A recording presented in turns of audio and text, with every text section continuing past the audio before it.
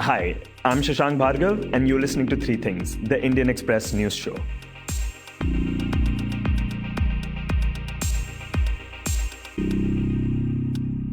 In this episode, we will talk about the United States directive that is forcing universities to start in-person classes and that might lead international students to return back to their countries. We will also talk about a committee that is looking to overhaul criminal laws in India.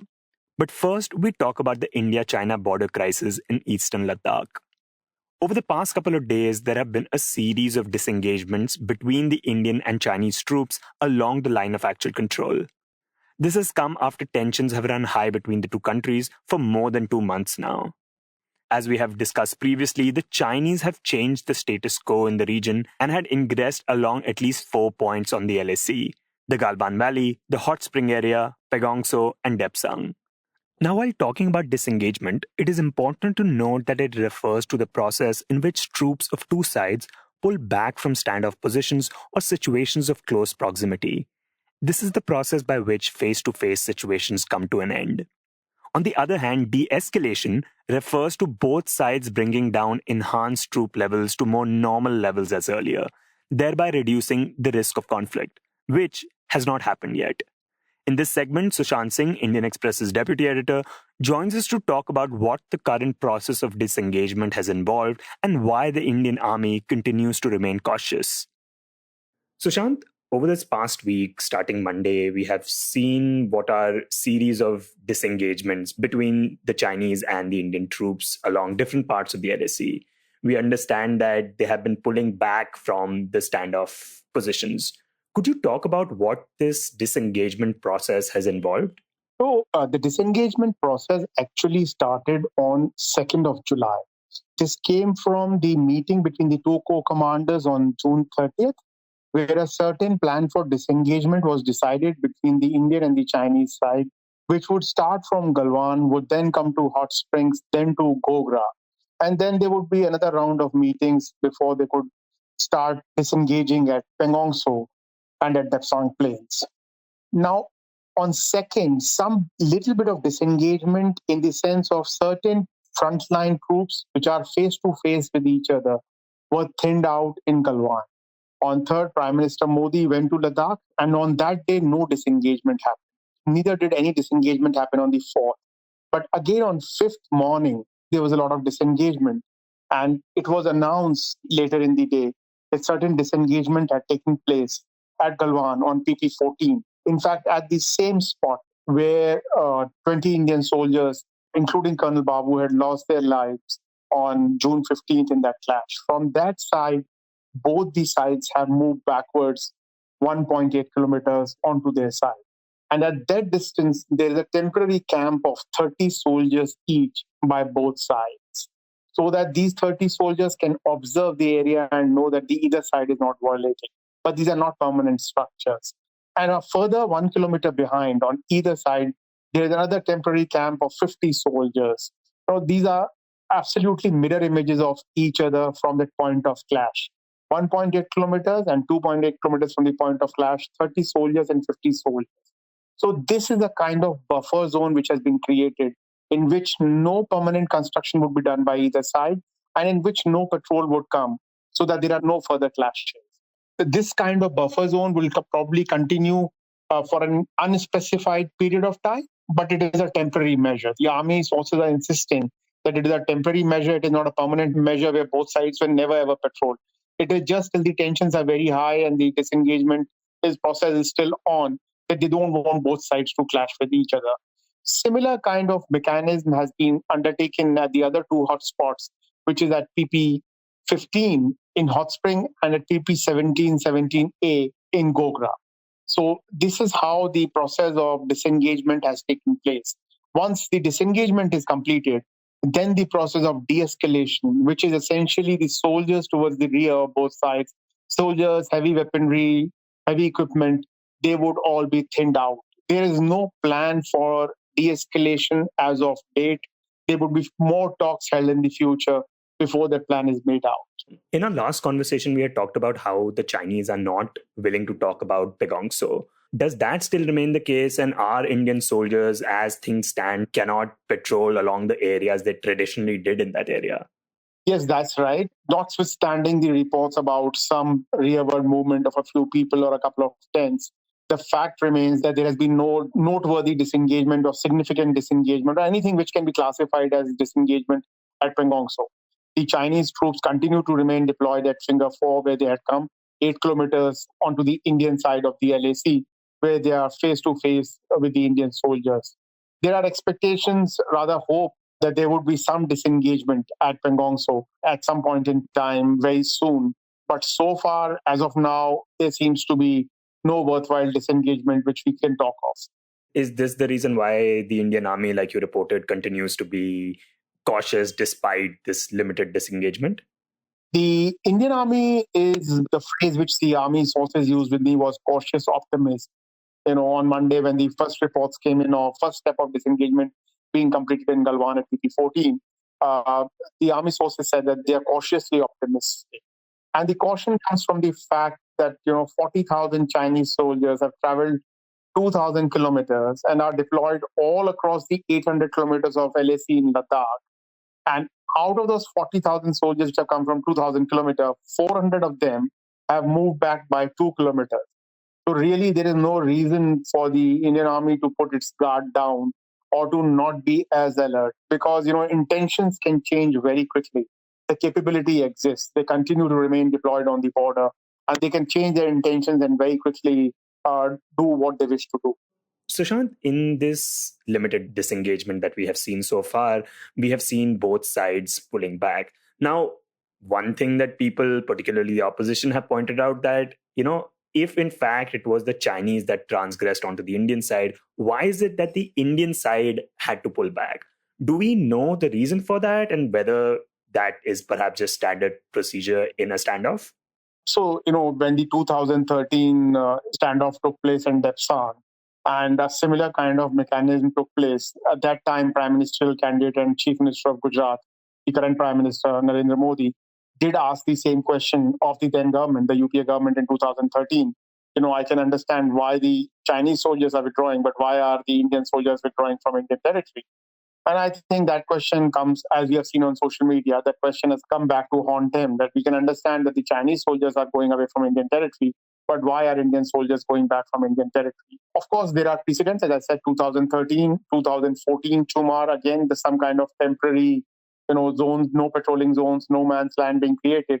But the essential reason for the creation of these zones or temporary areas or temporary no man's land is to avoid any conflict, avoid any tensions when the emotions are running very high. So, 20 Indian soldiers have died, a certain number of Chinese soldiers, whether it is 8, 10, 18, 20, whatever that figure is, they've also died. Emotions are very high. People are highly strung. The whole idea is let them not come into a situation where, things can escalate or a small trigger or a small error or a small accident can lead to a major, major escalation. That is the reason why you want to create these temporary zones till the time tempers cool down and people can function more normally without getting excited or without the risk of things completely blowing out of hand. That is primarily the reason local military units try and work out these mechanisms with the local Chinese military units so that these problems do not happen. But it is not that this is some kind of diplomatic mechanism or a government mandated mechanism. It's a local arrangement which has been followed in 2013 and 2014 as well. So, going forward from this place, what next plans for more disengagement and de escalation to take place? So, the initial steps of disengagement have taken place at these locations as we have just discussed. I believe tomorrow is another meeting of the WMCC, which is a military diplomatic group of India and China, where they meet and discuss issues pertaining to border. One meeting had already taken place a couple of weeks back, and another meeting is taking place tomorrow. After the WMCC meeting, there will be another round of meeting between the two core commanders. And after that, the next steps in disengagement would be finalized. Once the disengagement has been achieved, then there would be a round of meeting between the two special representatives, that is the Indian NSA, Mr. Ajit Doval, and the Chinese Foreign Minister Wang Yi. And After that, the de-escalation process is expected to start. So it is going to be a pretty long drawn process. The disengagement itself is expected to take 3 to 4 weeks. So we are already 3 or 4 days down. And after disengagement, we expect to see de-escalation happen, which may take its own time and happen at its own pace. It's a very slow, painstakingly slow process, very deliberate process where nobody wants to take any chances now after having had that incident on June 15th where the violent clashes took place and the soldiers died. So there's a very important reason why both sides are very cautious, very deliberate, and taking their own sweet time in undertaking each of these steps. Whether it happens as part of disengagement now or later, as and when happens as part of de-escalation. Before we get to the next segment, I just wanted your quick attention. One of the big reasons people say they like this show is because it helps them understand the news better. It provides them with the context they need to see the bigger picture. And there is perhaps no other place that does that better than Indian Express's Explained section. We on Three Things refer to the section regularly, and it helps us make this show. If you're a regular reader of Indian Express, you know how useful the Explained section can be, especially when you're looking for in-depth analysis by the right experts. You can log on to indianexpress.com/explained and access the coverage 24/7. Explained by Indian Express, where news that matters is explained by experts who know the subject. Now, back to the show. Next, we talk about the United States. Earlier this week, the United States Immigration and Customs Enforcement, or ICE, came out with a directive that came as a shock to international students studying in the US.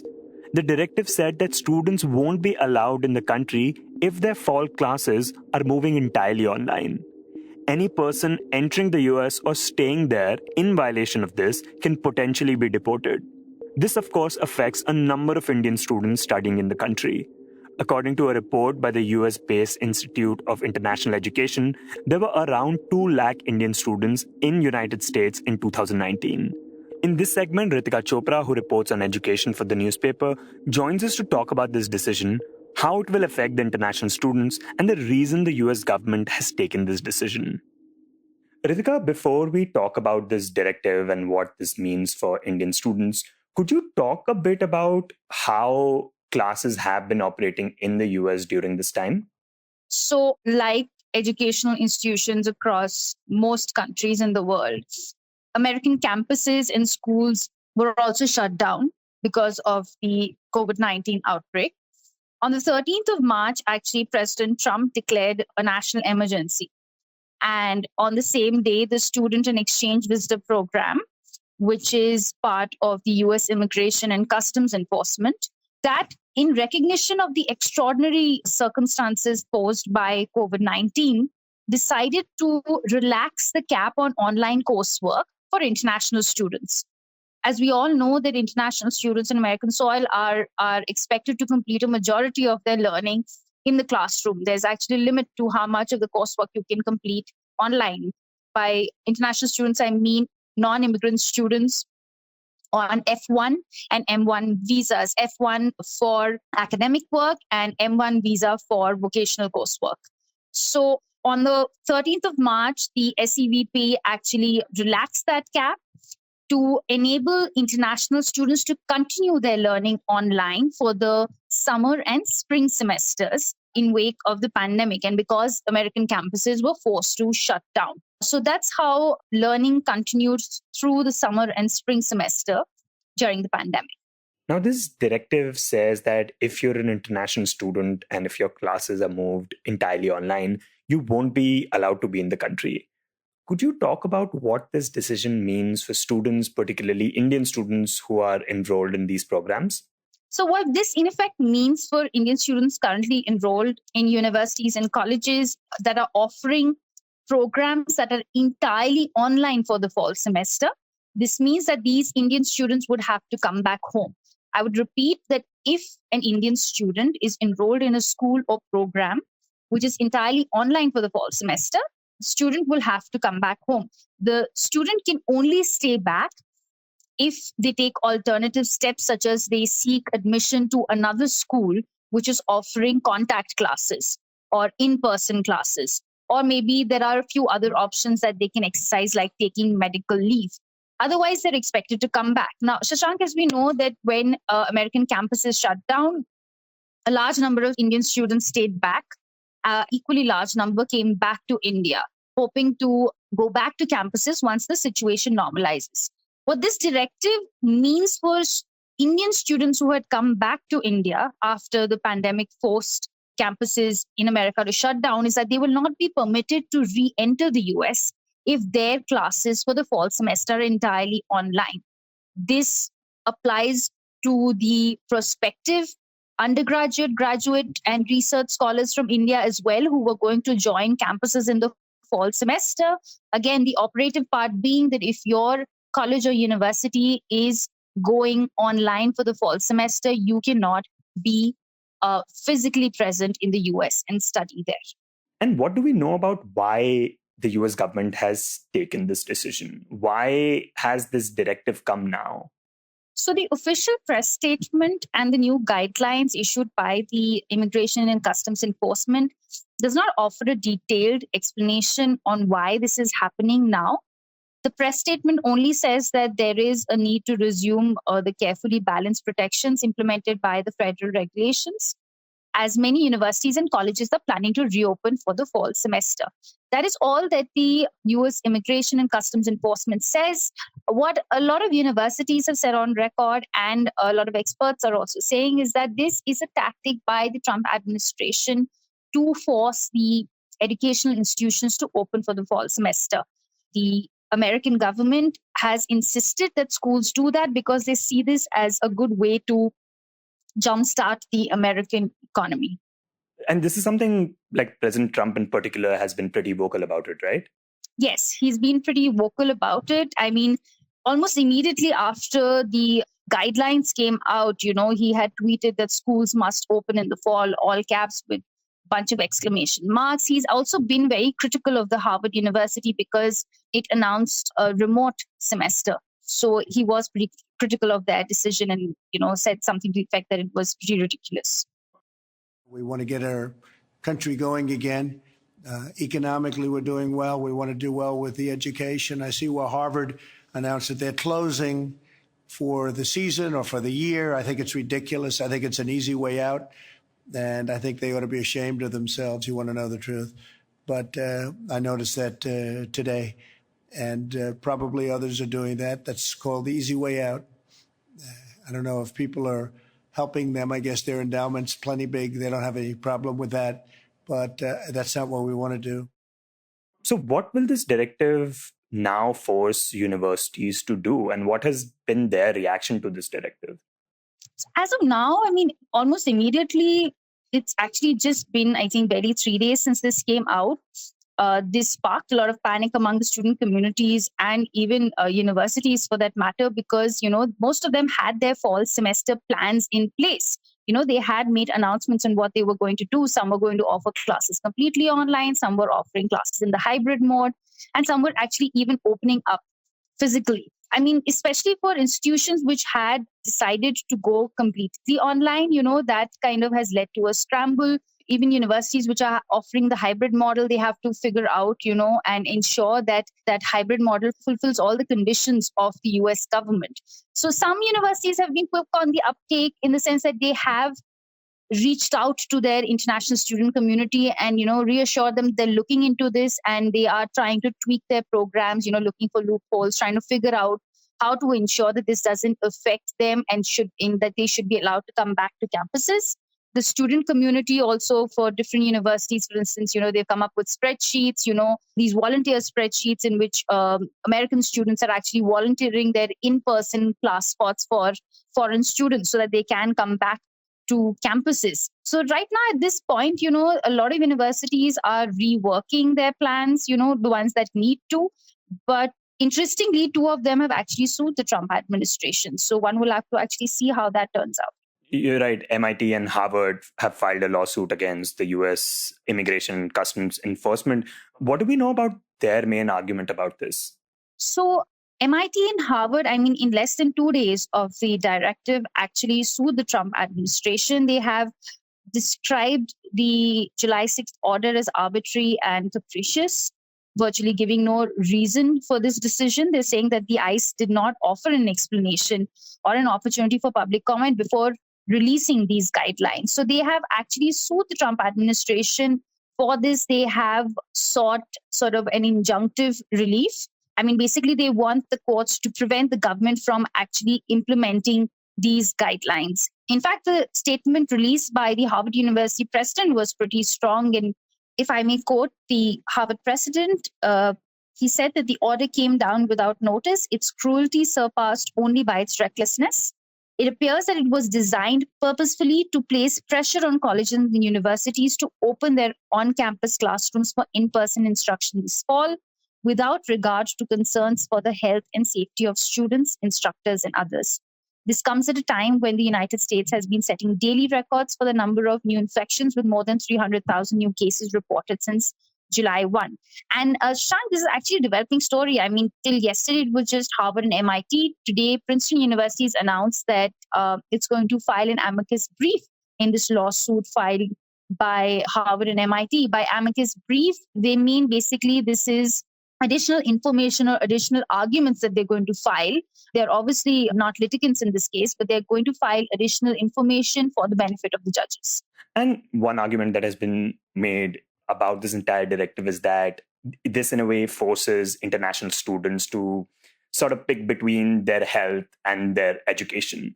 And how many Indian students are there in the US right now that will have to face this decision? And what options are they left with? So, Shashank, we don't know how many out of the over 2 lakh students who are in the US which actually get affected by this, because like how I mentioned earlier, that it all depends on your university's approach to the fall semester. If your university has decided to go completely online, then all the international students will have to come back.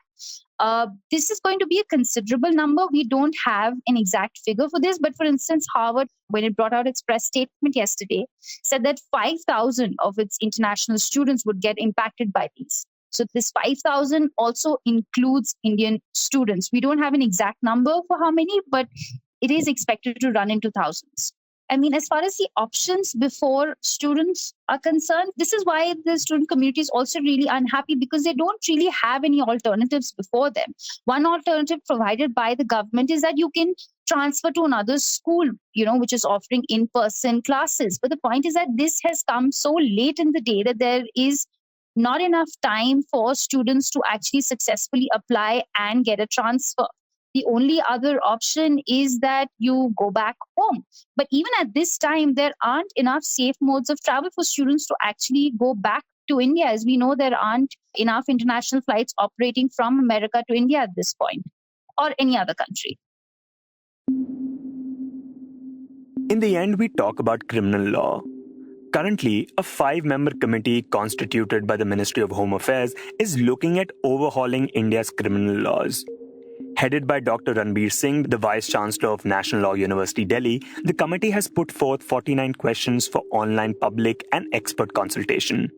In this segment, Apurva Vishwanath, who covers law for the Indian Express, tells us about this committee and what it intends to do. So the reforms that the committee is looking into is principally focused on criminal laws in the country. And these are mainly 3 legislations that we find. So that is the Indian Penal Code, which was enacted in 1860, the Code of Criminal Procedure, and the Indian Evidence Act. The Evidence Act also was enacted around 1870s. So given that these legislations were principally drafted in the spirit of the 1870s, so there has been a constant argument in updating our criminal laws and sort of reforming the, even the language that is used in some of these laws. Some of these provisions are now considered outdated. An example of that, Apurva says, is the Section 377 of the IPC, which was decriminalized by the Supreme Court in 2018. The section criminalized homosexuality, something that was imposed by the British in 1860. So a lot of these laws, time and again, have been put to revision by courts. Of course, these have been amended. It's not like they've never been touched. But a complete overhaul or a revision of these laws is something that experts have talked about again and again. So this committee is basically focused on looking at what changes are needed in these 3 statutes. But it's not simply archaic laws that it is looking to let go. Section 124A, that is sedition, may be archaic, but has been upheld by the Supreme Court in a landmark case. And over a period of time, the apex court has put conditions on when sedition will apply. So the exercise of the committee, what they're trying to do is also to sort of sync the latest judgments of the court and the provisions themselves. For example, in cases of sedition, although the court has specifically said that unless there is an incitement of violence, a case of sedition cannot be slapped. But we do see cases being filed for, let's say, a Facebook post or, an innocuous tweet calling for a protest or so many things like these. The committee is considering 49 questions relating to things like sexual offenses, euthanasia, and marital rape, and would be looking at creating new laws. For example, marital rape is an exception to our rape laws right now. So a husband is not liable for rape if it is against his wife. So these are some of the new laws that the committee is also looking at bringing out. In the past, there have been a number of committees that have looked at reforming criminal law. One such committee, Apurva says, was the Malimat Committee, which was set up by L.K. Advani when he was the Home Minister. In the past, again, when Arun Jaitley was the law minister, there was an exercise to sort of look at the procedural aspect of criminal law. Like, for example, completing a trial within a fixed period. And Jethmalani initiated a series of amendments to the CRPC, which were essentially looking at the Evidence Act. So earlier, it was one such amendment that now a rape victim's testimony is taken by the court as evidence, and only when that is disproved that the case is thrown out. So this was actually through an amendment that happened in the 70s after a nationwide demand for it. So there have been amendments that have been made to criminal laws before. But the recent example that we all remember is post Nirbhaya. There was again a committee that was set up under Justice J.S. Verma, and that committee also recommended changes to Section 375, that is, and 376, which deal with rape. So these have happened, but a sort of complete relook or looking at these three laws which actually work in tandem. So looking at the substantive, procedural, as well as the evidence law together is something that hasn't been done so far. But what the committee is looking at is just the beginning. The changes that have to be made need more wider consultations and deliberations. Because criminal law is a complex area of law, and changes to some basic concepts, bringing in gender neutrality in our criminal laws, or even discussing the ideas of justice when it comes to what sort of punishment should be given out and should you introduce more forms of punishment. These are very complex questions which need to be discussed more, deliberated, and opinions of other stakeholders have to be taken into account. So this committee is just the first step in the process.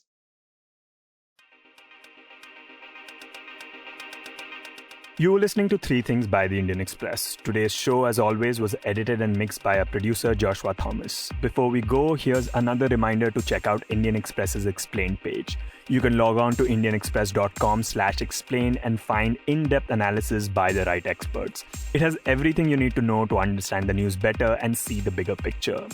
If you like this show, then you can subscribe to us wherever you get your podcasts. You can also recommend the show to someone you think will like it, share it with a friend or someone in your family. It's the best way for people to get to know about us. You can also tweet us at Express Audio and write to us at podcast@indianexpress.com.